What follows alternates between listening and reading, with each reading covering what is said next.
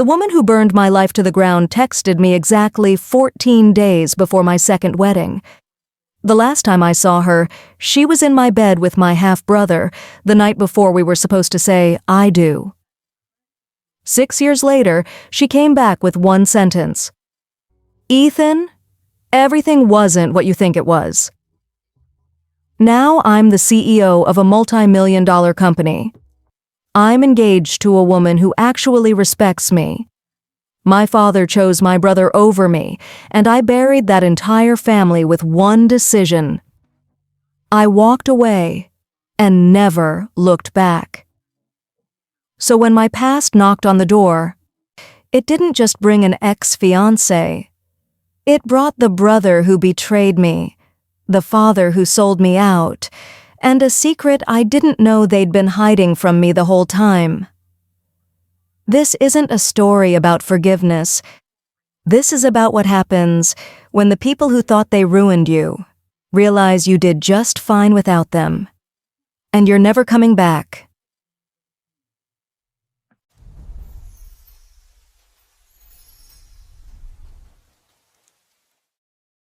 My name is Ethan Cole. In 2 weeks, I'm supposed to stand under a string of soft lights in a garden overlooking the river in Northbridge, hold the hands of a woman named Lauren Park, and promise her the rest of my life.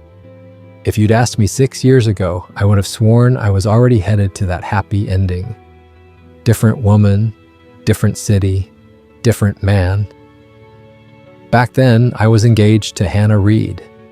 She was my college sweetheart, my best friend, the person I thought was my forever. We had the whole Pinterest wedding board turned into reality. A vineyard just outside Ridgeview, mason jar centerpieces, handwritten vows. And the night before all of it, I walked into my own apartment and found Hannah in my bed, with my half-brother, Ryan Cole. I still remember the sound before I remember the sight. That laugh, her laugh, but not the regular one she used with friends or at family dinners. This one was breathy, low, the one that used to make me feel like I was the only man in the room. It was for him. I'd gone back to our place because I'd forgotten the backup wedding band. I was staying at a hotel with my groomsmen, full of cheap beer and forced optimism. And suddenly, I remembered the second band was still in the top drawer of my dresser. No big deal, I told myself. 10-minute detour. I used my key. The lights were on. I figured Hannah and her bridesmaids were doing last-minute wedding chaos. Then I heard the laugh. Then I heard his voice. When I pushed open the bedroom door, the world narrowed into a single frozen image. Hannah, in our bed, hair messy, lips swollen, sheet barely covering her. Ryan next to her, shirtless. My brother's tattoo, the one Mom had hated, glaring at me from his shoulder. There were 2 wine glasses on the nightstand, the good ones we'd gotten as an engagement gift from my aunt. This wasn't an accident. It wasn't a drunk mistake in a dark corner somewhere. This was a date night, in the apartment I paid for, in the bed we'd picked out together, less than 12 hours before our wedding. I didn't scream, didn't smash anything, didn't lunge at him the way some people say they would. I just stood there, and everything inside me went very, very quiet. Ryan moved first. "Ethan, man, listen." I didn't even hear the rest. Hannah scrambled for the sheet, grabbing it to her chest like modesty mattered now. She started sobbing immediately, saying my name over and over like it was a spell that could undo what I was seeing. But then she said the one thing I will never forget. "Ethan, I'm so sorry, but I never really wanted to marry you. I wanted him. I've always wanted him." My brother. The morning we were supposed to say our vows, I wasn't supposed to be the groom. I was supposed to be the placeholder. I turned around and walked out. Not heroically, not dramatically, just walked. By midnight, I'd called the vineyard and canceled everything. By 2 a.m, I'd emailed every guest, telling them the wedding was off due to unforeseen circumstances, and that I would personally handle any travel costs they couldn't get refunded. By 6 a.m, I'd packed 2 suitcases. My dad called once. When I told him what happened, he sighed and said, "Son, people slip up. Don't throw away a family over one mistake."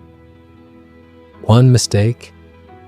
That was the moment he stopped being my father and became just another man choosing Ryan. By noon, when I was supposed to be getting ready to walk down the aisle, I was on the highway out of Ridgeview driving toward Harbor Point, where an old college friend, Mark, had been begging me to join his tech startup idea. I left everything behind. My job at the construction firm, my friends, my city, my family, Hannah and Ryan. I didn't just leave, I disappeared. The first year in Harbor Point was pure survival mode. I worked 18-hour days on a software platform for construction project management because the alternative was lying in bed replaying that bedroom scene until my brain rotted. Work, code, sleep, repeat.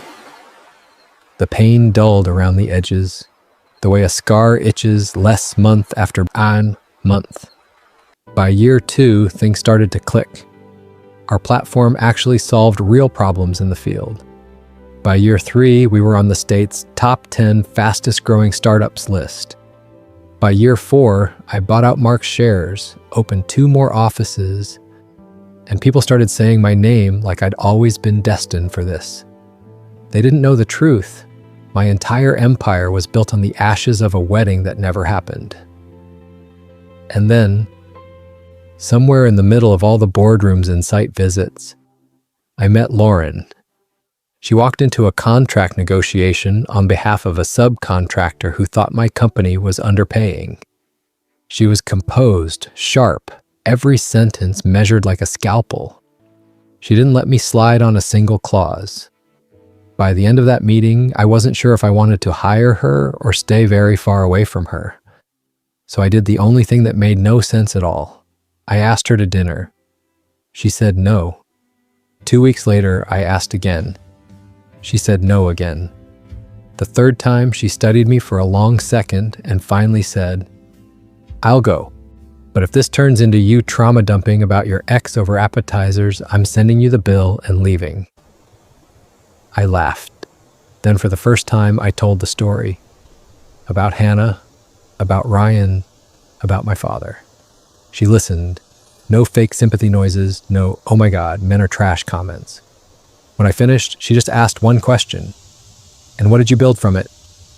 The answer, it turned out, was this life. We've been together 2 years now. I proposed to her 2 months ago in a private rooftop garden. Just the 2 of us and a bottle of champagne. She said yes. We planned something small for the wedding. 40-ish guests, close friends, her parents and her sister, no one from my side, by my choice. No drama, no elaborate show, just us choosing each other cleanly and clearly.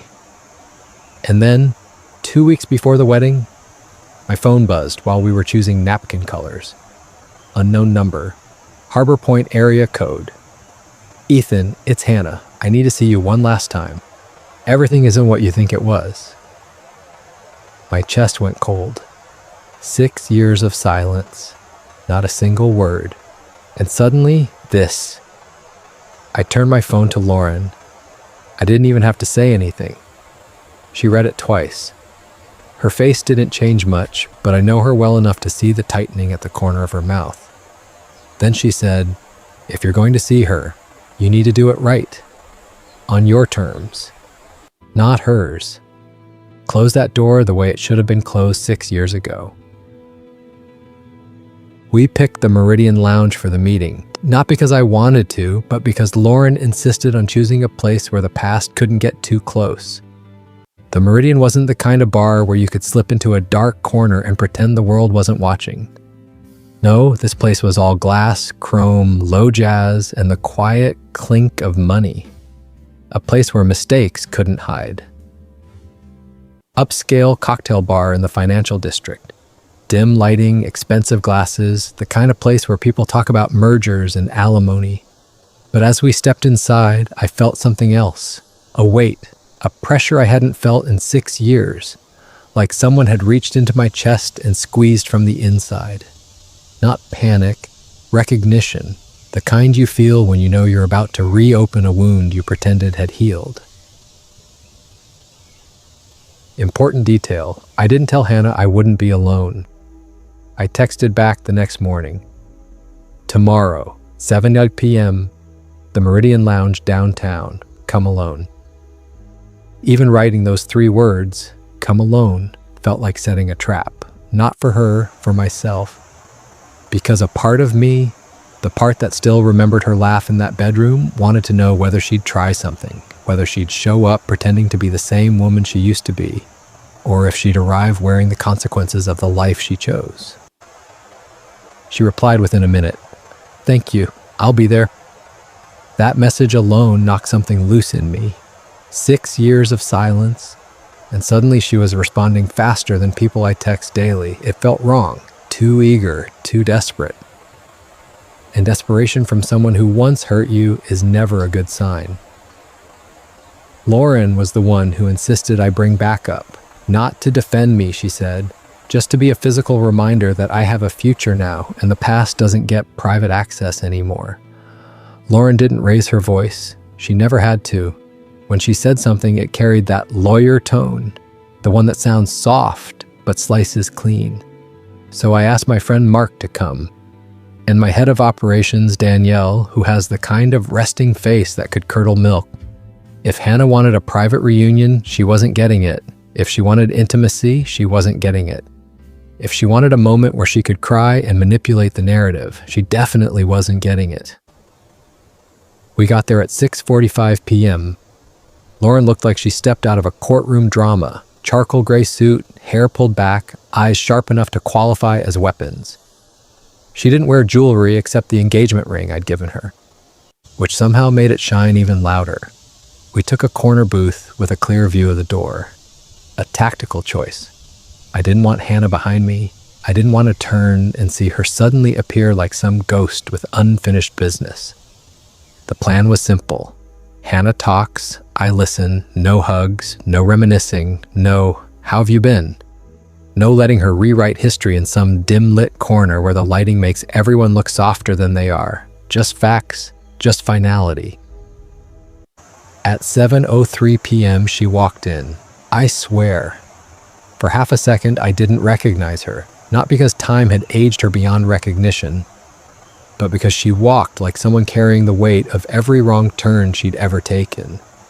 Shoulders slightly curled, movements a little too controlled, like she'd practiced them in a mirror before coming here. The Hannah I knew was always polished, the kind of woman who treated grocery shopping like a red carpet event. This Hannah, the one who stepped into the Meridian, looked like someone who had been losing a fight for a long, long time. Her clothes were nice, but not expensive. Her hair was shorter, the color grown out.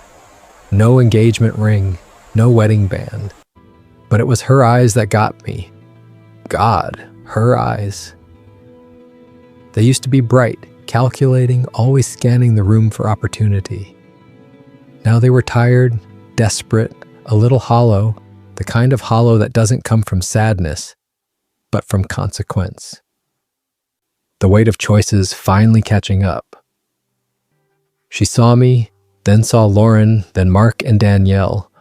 Her face fell, not dramatically, but in that quiet, internal collapse kind of way, where someone realizes they're not in control anymore. She approached the table slowly, clutching her purse like a shield. Her steps didn't sound confident. They sounded careful, like she was afraid the floor would break under her. "Ethan," she said softly, I didn't realize you'd bring other people." Her voice wasn't the same either. It had always been smooth, controlled, purposely charming. Now it cracked at the edges, like it hadn't been used for honesty in a long time. "You said you needed to talk to me," I replied. "So talk. This is Lauren, my fiancée." Lauren gave a small, polite nod, no smile, No hand offered, just acknowledgement. The kind of acknowledgement you give someone who no longer has any power in your story. Hannah looked at her for a long moment, and I saw something in her expression crumble, like she finally understood she wasn't the star of this narrative anymore. "Could we talk privately?" she asked, voice shaking. "No," I said, "not harsh, just final. Whatever you have to say, you can say it here." I watched her swallow down a dozen emotions at once: humiliation, fear, regret, and maybe, just maybe, the realization that she underestimated how much I'd changed. She sat down across from us. Her hands shook as she set her purse on her lap. The zipper rattled lightly, a small detail, but the sound stuck with me. 6 years ago, nothing about her ever rattled. Now everything did. "I know what I did was unforgivable," she started, eyes already glassy. "But you don't know the whole story, and before you marry her, Hannah," I cut in, "you texted me that everything wasn't what I thought it was. So tell me what you came to tell me. Skip the preamble." She flinched, just slightly, but enough to show that she wasn't used to losing control of a conversation. She nodded. "Ryan and it wasn't supposed to happen, it just..." "Don't," I said, lifting a hand. "Do not say it just happened." When I walked into our bedroom, there were wine glasses, candles, music. "You didn't trip and fall into his bed. You two were having date night in my apartment." Her throat bobbed as she swallowed. "You're right," she whispered. "It wasn't the first time." It had been going on for about 3 months before the wedding. I already knew that, not in my head, but in my gut. My instincts had told me years ago. Hearing it out loud didn't hurt, not the way I expected. It just confirmed the story I'd already lived with. "But Ethan," she continued, "you have to understand." "I don't have to understand anything," I said quietly. "What I know is that you slept with my brother while planning a wedding you never intended to go through with. You let me pay deposits. You let my family fly in. You let me think we had a future. And then you nuked it." "I know," she said, louder than she meant to, then lowered her voice quickly when people glanced over. "I know what I did, and I've paid for it, Ethan. God, have I paid for it." Lauren shifted beside me. A subtle move, but I felt the energy change. Lauren didn't tolerate manipulation. She could smell it before it formed syllables. For the first time, she spoke. "Paid for it how?" Lauren asked, voice calm but surgical. "By facing the consequences of your own choices?" Hannah's gaze snapped to her, then back to me. Her composure cracked again. "Ryan left," she said. "The same week you did. Once everything blew up, he said he never meant for it to get serious, that he wasn't ready to settle down. Typical Ryan, running from the fire he helped start, letting someone else burn in his place. Some things never change. Your dad, he was furious about the scandal. Not at Ryan, at me. He said I'd ruined his plans. That made me pause. The word plans hit differently. Like someone opening a door I didn't know existed. "His plans?" I asked. She looked down at her hands, twisting the edge of her purse. "Your father wanted the wedding, not for you, for the business." Lauren straightened beside me. Her whole posture sharpened, like a knife being drawn. "What business?" she asked. Hannah glanced around, paranoid, as if the cocktail crowd might suddenly be reporters. "My family's company," she said softly. "Reed and Stone, the development firm. Your dad and my dad were working on a merger. The wedding was supposed to make everything neater. A united front, one big power family." A cold shock hit my spine. Not surprise, clarity, puzzle pieces clicking into place, things I'd ignored, brushed off, or assumed were coincidences. Hannah kept talking, voice cracking. "When I tried to call it off the first time, months before you found out, your dad came to see me." Lauren's eyes widened, not shocked but disgusted. She already knew where this was going. He told me breaking the engagement would be a strategic mistake for everyone. He said you were sensitive, that you'd overreact, that it would distract you from the real work. He told me if I wanted to stay in the circle, I needed to be smart about it. There it was, my father pulling strings behind the curtain, turning my life into a business transaction without even blinking. You're saying my father talked you into staying engaged while you were sleeping with Ryan? She winced. I'm not blaming him. I made my own choices, but he knew. Not about the details, but he knew I didn't want to marry you. He knew I was confused. He told me to keep quiet until after the merger was done. Confused. She called it confused. A bitter laugh escaped me. So the plan was what? Marry me for optics, secure the deal, then divorce a year later and still show up smiling in the family Christmas photo? Her silence was the confirmation I didn't want, yet expected. Lauren squeezed my knee under the table, grounding me. Hannah kept going, voice trembling. When you walked in that night, I panicked. I said the worst possible version of the truth because part of me wanted it to be over. She wiped her cheek. After you left, everything collapsed. The merger froze. Reed and Stone lost projects. Your father blamed me for everything. I lost my job. Friends took your side. My parents stopped inviting me home. I've been in therapy for years, trying to understand why I sabotaged the only stable thing I ever had. And now you're getting married again. And I realized the story you carry about me is frozen in that bedroom. The villain, the cheat, the girl who never loved you. I couldn't live with that being the last chapter. Lauren leaned forward, calm, razor sharp. So what exactly do you want from him? Hannah blinked at her. Because this sounds a lot like you asking for absolution. I just wanted closure, Hannah murmured. No, Lauren said, tone slicing through the table. You want him to say it's okay now, that you're not a bad person, that everyone makes mistakes, but he's not your therapist and he's not your priest. He owes you nothing. Hannah's eyes filled again. I took a long breath. You're right about one thing, I said. In my head, you've been frozen in that bedroom for 6 years. You, Ryan, my father. But here's the part you don't see. If that night hadn't happened, I never would have left Ridgeview. I never would have built my company. I never would have met Lauren. Her breath hitched. So no, I continued. I'm not going to tell you I'm glad you cheated on me. What I will tell you is this. I'm done carrying you around. I don't hate you. I don't lie awake wondering what if. You're just nothing to me now, not as an insult, as a fact. Her face collapsed. So you're saying you've moved on? I'm saying the only thing left between us was this conversation. And now that it's over, there's nothing left at all. I stood. Thank you for coming, I added, and realized I meant it. I think I needed to see you to understand how completely over this I am, but this is goodbye, Hannah. For real this time. Lauren rose beside me, expression like cold steel. From this point forward, she said, do not contact Ethan again. Not for closure, not for apologies, not for anything. We're getting married in 10 days. You are not part of that life in any capacity. Are we clear? Hannah nodded, shaking with tears. We walked out of the Meridian.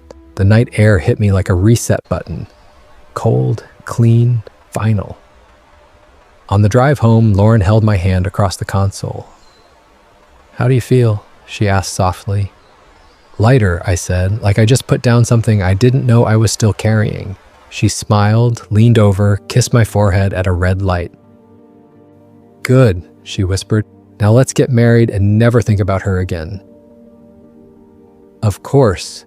That was the moment the universe laughed and decided we weren't done yet. I wish I could tell you that after the Meridian, the story ended. That I walked out of that bar with Lauren's hand in mine, drove home, closed the door, and left the past gasping on the sidewalk behind us.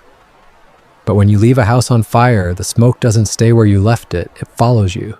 It clings to your clothes, seeps into your lungs, lurks in the corners of rooms you thought were clean. 2 days after the meeting with Hannah, my phone rang while I was reviewing final invoices for the wedding. I didn't think anything of it at first. Vendors, decorators, caterers, all of them had my number on speed dial by then. But when I glanced at the screen, my heart tightened in a way I didn't expect. Dad, a name that felt less like a parent and more like a wound. We hadn't had a real conversation in 6 years.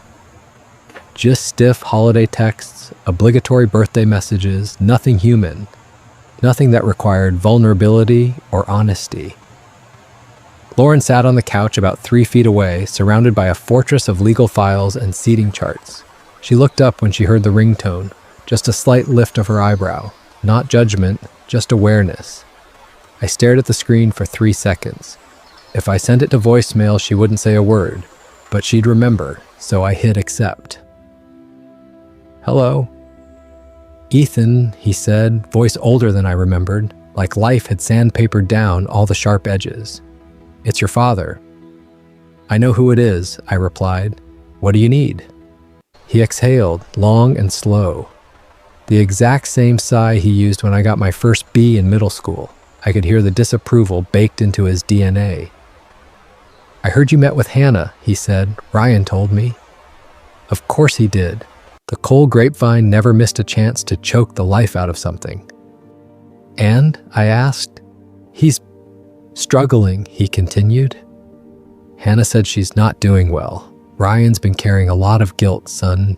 He wants to talk to you. He wants to apologize. Try to make things right before your wedding so the whole family can be there to celebrate you properly." I laughed, not cruelly, but like someone who'd been handed a joke with a missing punchline.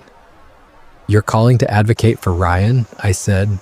"The same Ryan who slept with my fiancée in my bed the night before my wedding?" There was a pause, then came that tone. The patronizing one, the "you're overreacting" tone.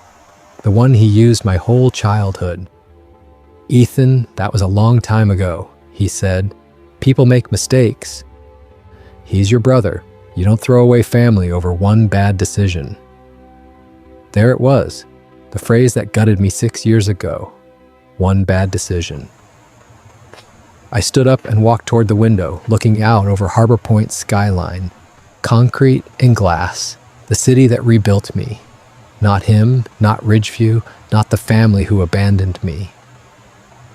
"You know what's funny?" I said quietly. "You keep calling it a mistake. Like it was one night. He didn't trip and fall into Hannah. They had an affair for months." Silence. Then, "Did she tell you that?" he asked. "She didn't have to," I said. "She just confirmed it." He sighed again, irritated. "Business is complicated, Ethan. Sometimes you have to separate feelings from strategy. The merger would have been good for everyone, for you too." "For me?" I repeated, laughing under my breath. "You mean for you, for your balance sheet, for the perfect press photo of your 2 sons and your shiny new daughter-in-law standing next to you on the front page." "That's not fair," he snapped. "No," I said. "What wasn't fair was you standing in front of the crater of my life and telling me to be the bigger man so you didn't have to deal with the fallout." My voice stayed calm, but something inside me felt like steel welding into place. "You made your choice," I said. "You chose the son who fit your narrative. You chose the son you could mold. You chose Ryan. And I chose to leave."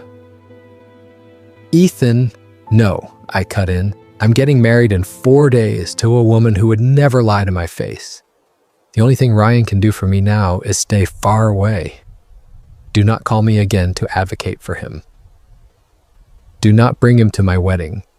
I paused, and something in my chest clicked. A door closing, a chapter ending. "You know what?" I added.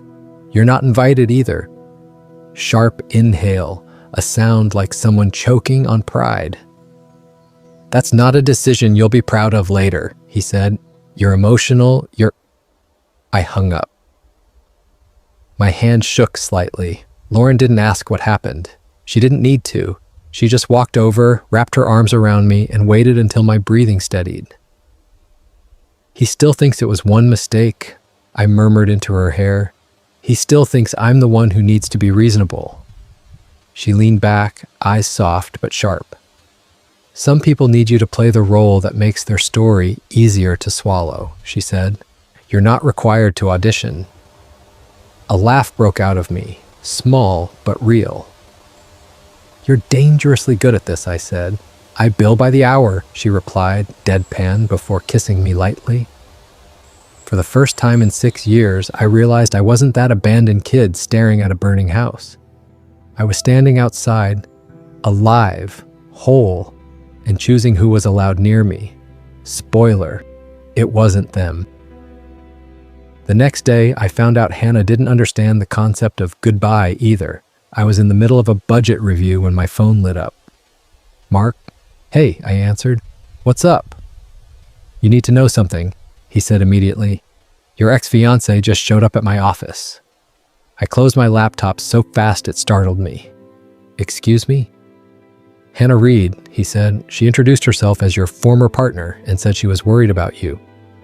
She asked if we could talk somewhere private. My jaw clenched so hard it hurt. What did she say? She thinks you're rushing into marriage, Mark replied. She says you never processed your trauma from 6 years ago.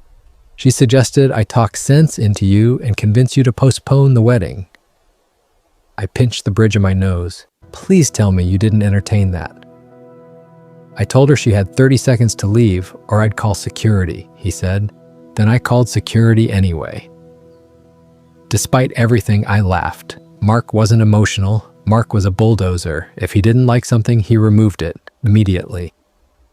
Thanks, I said. Don't thank me yet, he replied. She's unhinged, man. You and Lauren should lock down your guest list.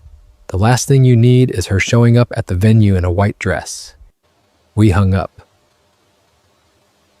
I walked to the living room. Lauren sat cross-legged on the rug, sorting place cards with military precision. Got a minute? I asked. She looked up instantly. Always. What happened? I told her everything. Mark's call, Hannah showing up, the attempt to sabotage our wedding. Lauren's expression shifted. Not jealousy, not anger, but something much colder. I see, she said quietly. What are you thinking? I asked cautiously. She stood. I'm thinking she doesn't understand boundaries, Lauren said, and I don't negotiate with stalkers.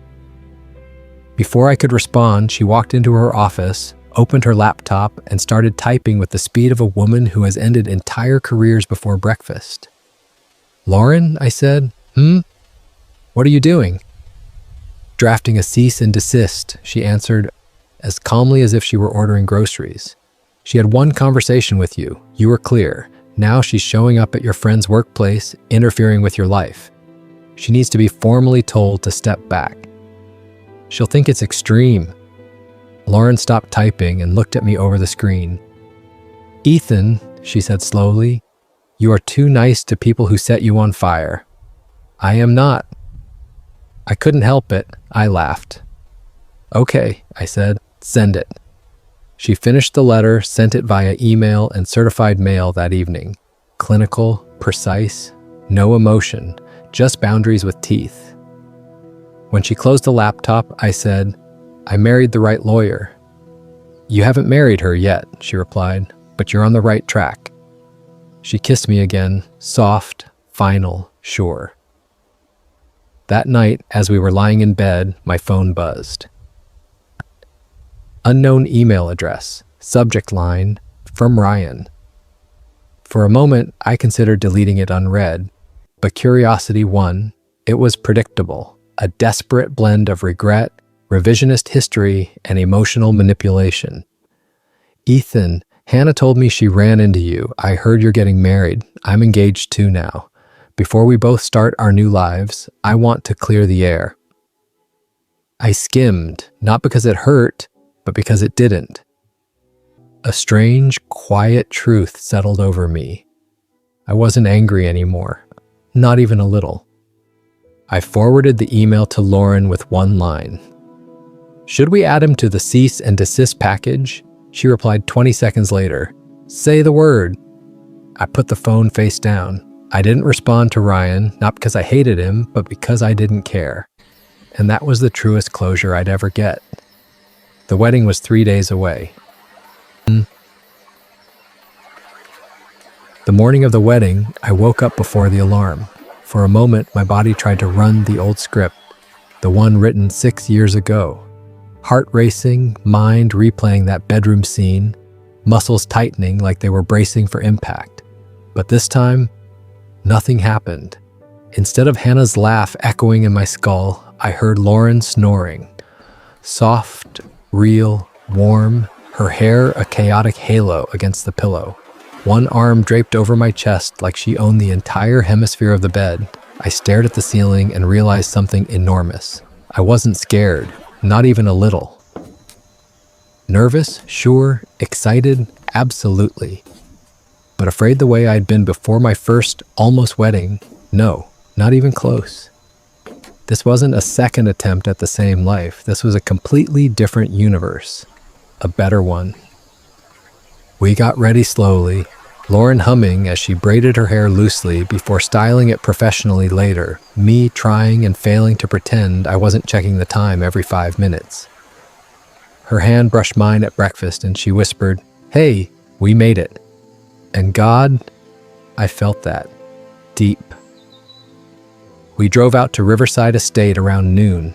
If heaven had a summer home, it would look exactly like that place. High stone walls, a long tree-lined driveway glowing with sunbeams, acres of grass that looked too perfectly green to be real, and a river moving slow and steady behind the ceremony space. Security checked every car at the gate. Lauren's idea. "Do you really think they'll try to show up?" I'd asked earlier that week. She answered without looking up from her phone. "I don't plan based on what people should do. I plan based on what they've already proven they're capable of." Point taken. By 2 p.m., vendors were stringing lights and arranging flowers. By 4, guests began arriving. Mark hugged me hard enough to crack a rib.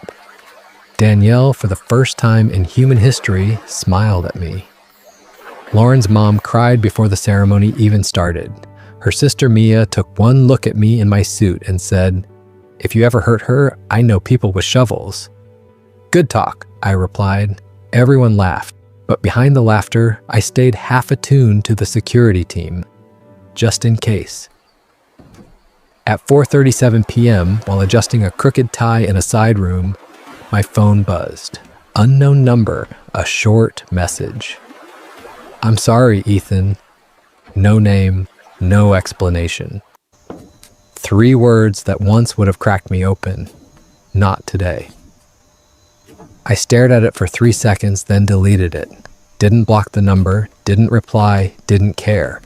It felt like someone whispering into a canyon, hoping to hear an echo that would never come. At 5 p.m., I stepped into the garden.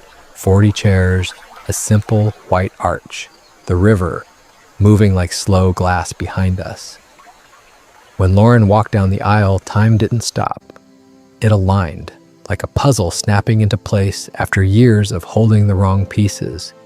Every heartbreak, every betrayal, every night, I'd wondered how my life derailed, suddenly rearranged into a straight path leading right to this moment.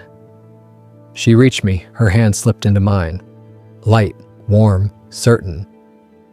"You okay?" she whispered. "No regrets," I whispered back. Her eyes softened, the kind of softness you only give someone who has survived something. I knew she was really asking about everything that led to this aisle. Hannah, Ryan, my father, the 6-year storm. "None," I added, and I meant it. We said our vows. No over-the-top poetry, no dramatic monologues, just truth. That we chose each other clearly, intentionally, with no illusions and no backup plans.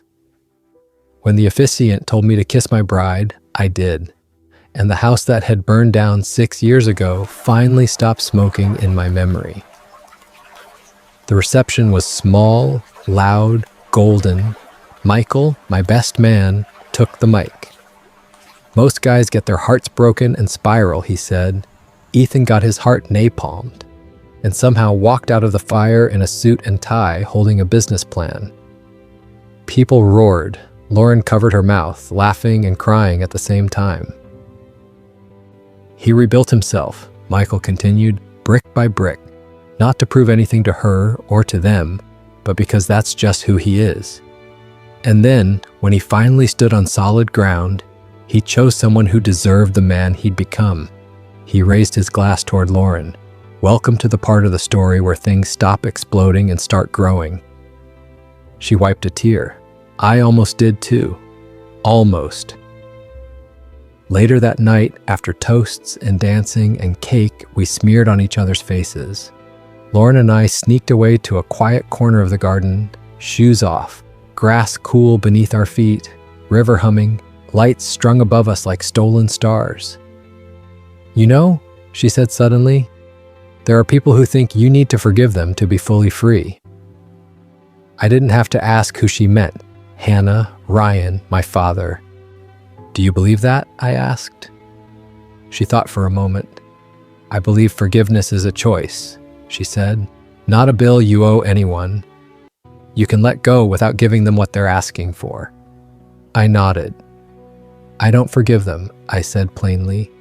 Not because I'm clinging to anger, I'm not. I just don't think what they did is forgivable. And I don't feel obligated to make them feel better. She squeezed my hand. And yet, she whispered, you're here, you're happy, you're whole. That seems like closure to me. I smiled. Yeah, I said, me too. We flew to Colorado for a short honeymoon. Mountains, hikes, Lauren teasing me for checking email at altitude, me pretending not to notice her stealing French fries off my plate. When we came back, there were a few loose threads waiting, a card from my father. Congratulations on your marriage, Robert Cole. No apology, no responsibility. I threw it away, a message from a cousin on my mom's side. He's not doing well, you know. Ryan's gone. His engagement fell apart after she learned about you and Hannah. He and your dad had a blow-up at work. Ryan quit. Your dad finally admitted he backed the wrong son. I read it twice. Backed the wrong son? Once upon a time, I would have given anything to hear him say that. Now, nothing. No satisfaction, no pain, just nothing. Because this was never a competition. Not really, it was a question. What do you do when the people who were supposed to love you prove they only love their own convenience? You walk, even if it hurts, even if it means rebuilding from ashes. I chose to walk, and I chose right. At the end of everything, the betrayals, the fire, the rebuilding, the cease and desists, the final texts, the wedding, I came home and found Lauren asleep on our couch, case files spread across the table, reading glasses crooked, snoring softly. I stood there, taking her in, and felt a quiet truth settle into me. The worst thing that ever happened to me didn't ruin my life. It rerouted it to the only destination that ever made sense. That's it. That's my confession. I didn't forgive them. I didn't go back. I didn't give them closure. I built something new instead. And if anyone listening needs to hear this, you don't owe your peace to the people who set you on fire and then ask you to warm their hands. So, that was Ethan's story. A man who walked in on his fiancée and his half-brother the night before his wedding, watched his entire life detonate in front of him, left his family, left his city, left everything he thought made him, and somehow rebuilt an empire from the ashes they thought would bury him. 6 years later, his past didn't knock politely. It kicked the door in. The ex-fiancé who betrayed him, the brother who stole from him, the father who chose business optics over his own son. The same family who once asked him to swallow the unforgivable came crawling back the moment they realized he didn't crumble. He evolved. And here's the thing, people hate to admit, sometimes the universe doesn't punish betrayers. Sometimes life does it for you. Hannah lost her career, her reputation, and the future she thought she controlled. Ryan watched his engagement collapse and his career implode under his own choices. And Ethan's father, He ended up exactly where he tried to place Ethan years ago, alone. Meanwhile, Ethan built something real, a life that wasn't shaped by revenge, but by choosing someone who actually showed up, someone who didn't ask him to shrink just to make their world easier. Now I want to ask you something, because this is where Ethan's story ends, but yours might be sitting right on the edge of the same question. If someone shattered your life right before your future began, would you meet them again just to hear whatever version of the truth they rehearsed for 6 years? If your own brother stabbed you in the back and then said he'd grown up, would you open the door or leave him outside to face the weather he created? If your father chose the golden child, looked you in the eye, and told you that you were overreacting, would you invite him to your wedding because blood is blood? Or would you do exactly what Ethan did, draw a clean line, close the door, and let the people who set the fire learn how to live without your warmth? Tell us in the comments, would you forgive Hannah? Would you ever speak to Ryan again? Would you let Ethan's father back into your life? Or would you walk away from all of them and never look back? This is The Confessions Stories. Real people, real choices, real consequences. And if you've ever had to walk away from your own family, your own forever, your own version of Ryan or Hannah, drop your story below. You never know who might need to hear that choosing yourself is not selfish. It's survival,